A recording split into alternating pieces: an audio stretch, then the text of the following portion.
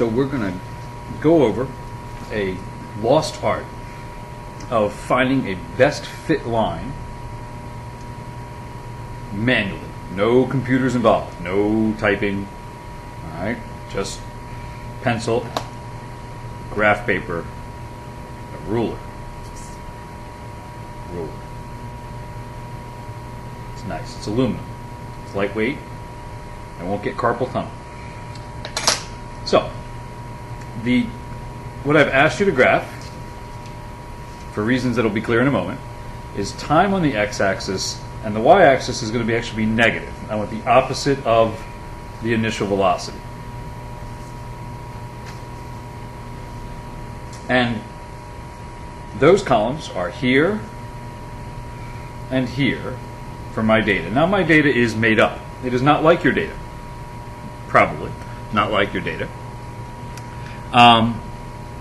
I've deliberately tried to make it so that it isn't the same acceleration that you should get roughly when you do yours.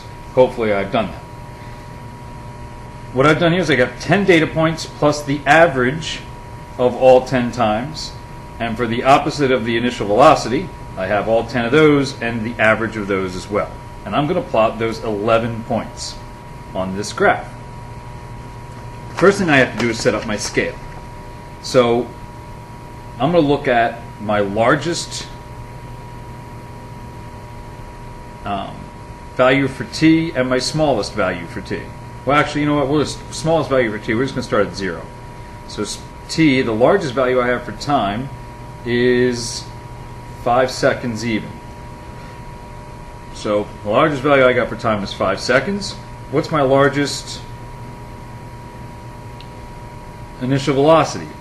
Well, quote unquote, largest. The biggest number, but it'll be negative. That's almost 10, correct? So it's approximately negative 10. So I want to go from 0 to something negative 10 or so on the y-axis, and from 0 to 5 on the x-axis.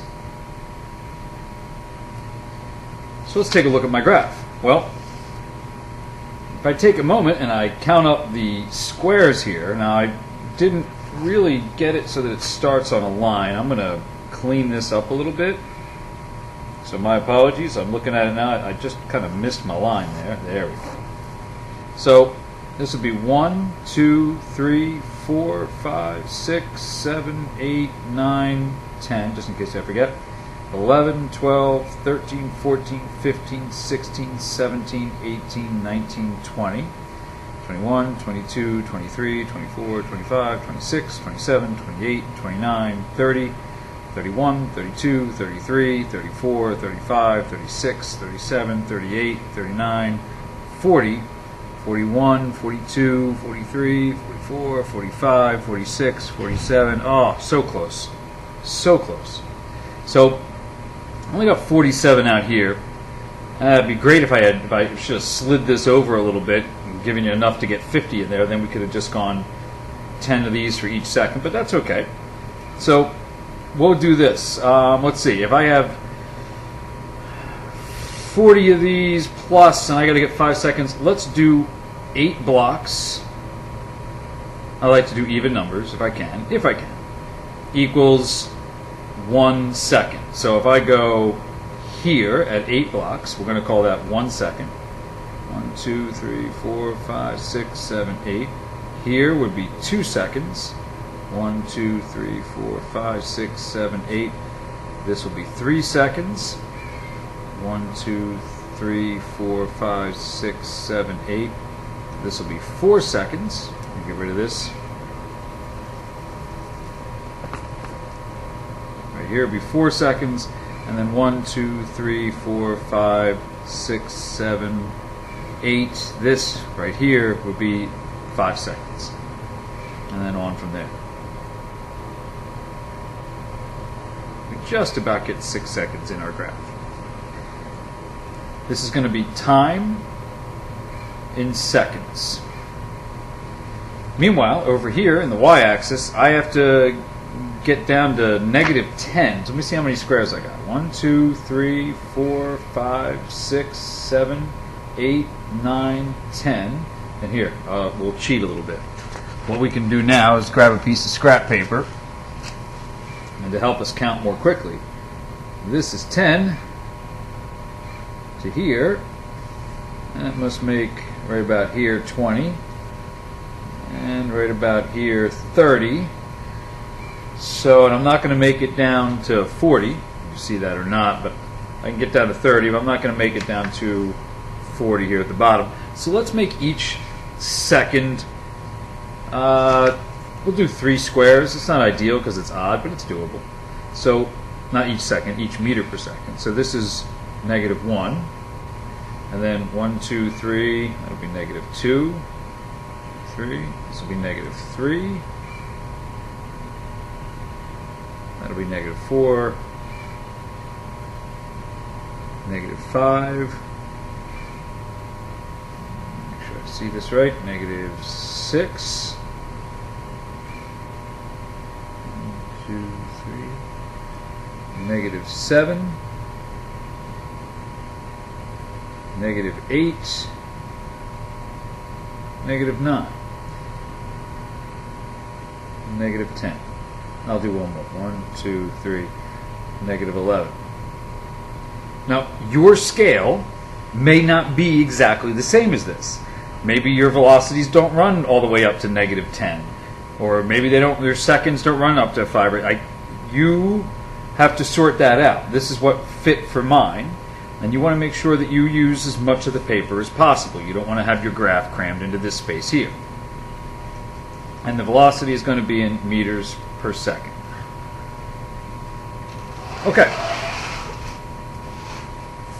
Now we can start plotting our data. Keep in mind that if I've got this into 3 blocks, that this is, for example, 1, obviously. This is 1.33. This is 1.66, and some change. And this is going to be 2. So that's, give me an idea. And obviously this will be 1.5 halfway in between there. So I look at my data and I start plotting points. If you want to pause the video and jot down my data, that's fine if you want to do this with me to see if you get the same results, or you can just use your own data. My first data point is 1.41 and negative 2.41. So 1.41, well, let's see. Each one of these, this is going to be half, so that's 1.5. Let's see, it's going to be down in here somewhere. 1.4 is going to be roughly in here. 1.4 is here. What I like to do sometimes to help me out, actually, you know what I'm going to do is this. I'm going to really help myself out. Draw some light lines at each of the major grid lines. So in other words, at every second I'm going to draw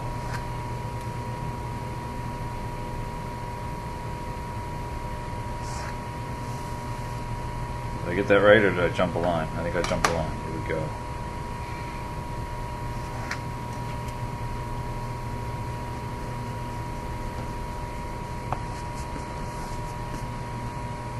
Okay. I'm going to do the same thing going across. This will help me plot my points a little bit quicker. So I'll invest some time here so that I don't have to be as frustrated or do things wrong later on.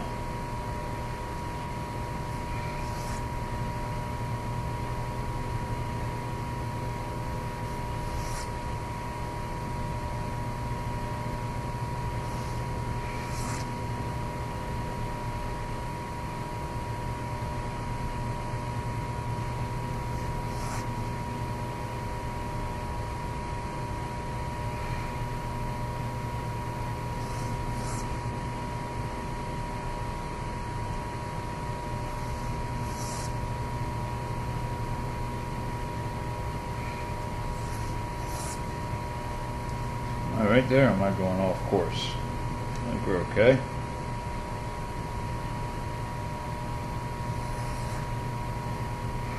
And this should be the last one we need to do.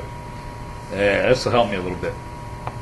So let's go back to that first point. 1.4 is going to be down in here, and 2.41, this is 2 here, this is a little under half of that,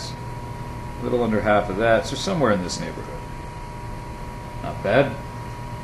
If you want, you can just kind of, I might put a little 1 there just to remind myself later on, maybe I made a mistake there and put it in the wrong spot, and I'll figure out which one I messed up on.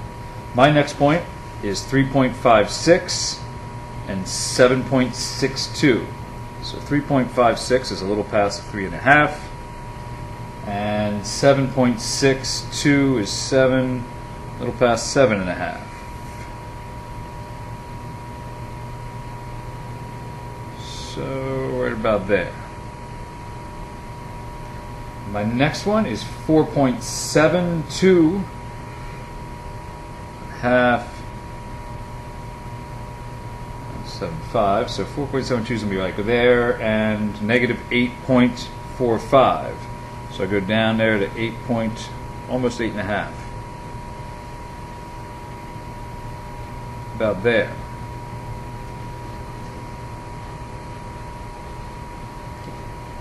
And then 3.87, which is almost 4, goes to 7.86, which is almost. Let's put about there, 7.86. That works fine. 3.42. So in this neighborhood, goes to 7.25.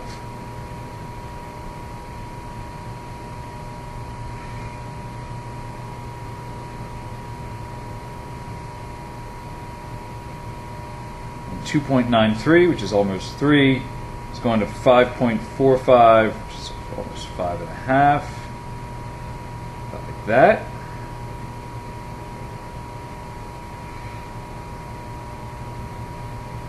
Then I have 5, goes to almost 10.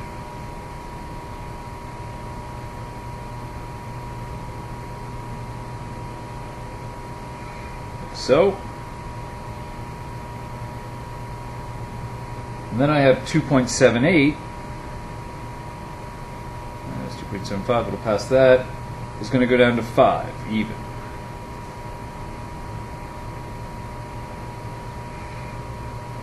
And then 2.08 is going to go to a little over 4, 4.12.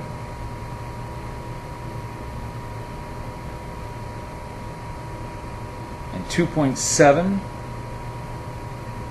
is going to go down to almost 6, 5.86.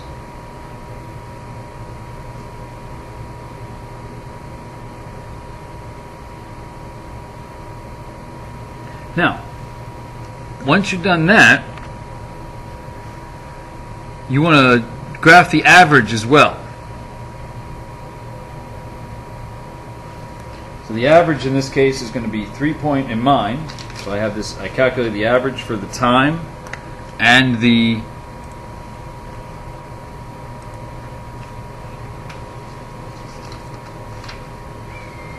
average time, average initial velocity. So 3.25, so 3 1/4 is going to be here, and 6.4, a little less than 6.5. So this, I'm going to put a little box around it. That's my average. So this is my average value for the time and average value for the initial velocity. Let's see if I can get all these points in here for you. So it's, there they all are. Now, what you do to get your best fit line is, I like to get a piece of spaghetti, but we'll use the ruler, the edge on. We'll take the ruler edge on, and I'm going to pivot it on this average. So no matter what, it's always going to go through the average. Now I want to try to go through as many points as I can and keep as many above as I have below.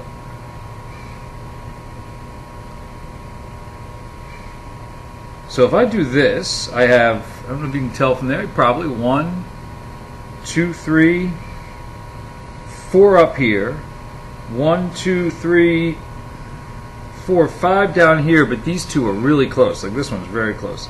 And there's one that's pretty much going right through here. I like this. So I try to get my best guess for a best fit line. Now, I'm going to go through here and the average, so it's going to, when I draw it, it's going to look like this.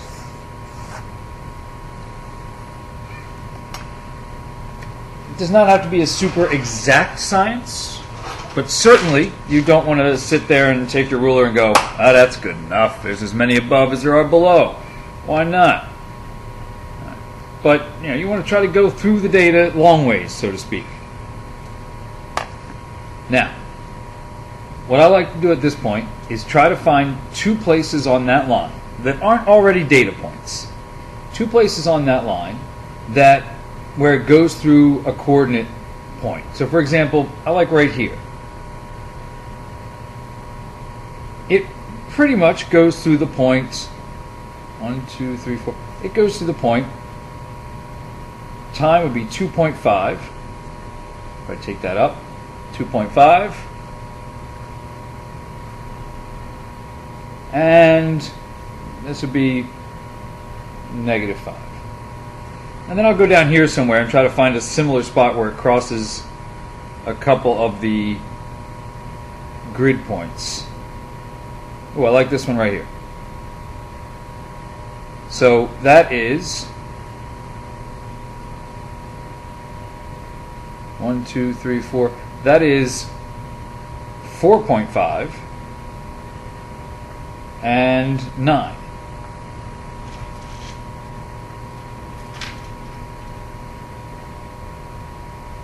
Now, I got kind of lucky here because I think if you look at the math, the numbers are going to work out very easily.